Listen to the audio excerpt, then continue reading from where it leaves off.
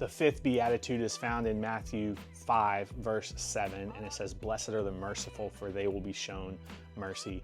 Jesus tells this parable in Matthew 18 about the unmerciful servant, and there's this guy who owes 10,000 bags of gold to his master, and his master is basically reclaiming the debt, and the servant is like, please, like I don't have it, but I'll do anything, like just give me some more time, because he was going to be thrown in jail and his family was going to be thrown in jail. And so the master forgives the debt. He's like, you know what, you don't owe it to me anymore. That servant goes out into the street and he sees a guy who owes him 100 pieces of silver, so a way smaller debt than he owed to the master. And he like goes up to him and it demands, you owe me these 100 pieces of silver, give it to me now. And it says he begins to choke him, and the guy that he goes up to is like, oh my gosh, please, I don't have it, but just give me some time, I promise you I will repay you.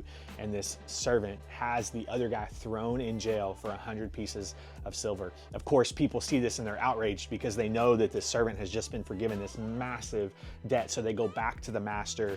The master comes down on the servant, has him thrown in jail, and he was like, man, you wicked, wicked man, like why did you do that? I forgave so much, and then you couldn't forgive this smaller debt.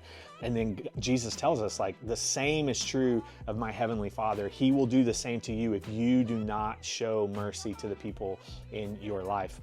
This is super convicting because we get caught up in this game of we just want what's fair.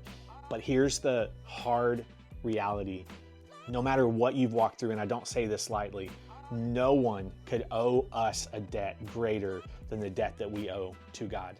And so there's this call for us to show mercy, to show kindness, to offer forgiveness. And it is in that space that we experience the fullness of the mercy that has been offered to us. We can't really fully appreciate the mercy of what debt has been forgiven and what God has done for us until we begin to extend that to other people. He's like, hey, that is when you experience the fullness that God offers. Blessed are the merciful, for they will be shown mercy.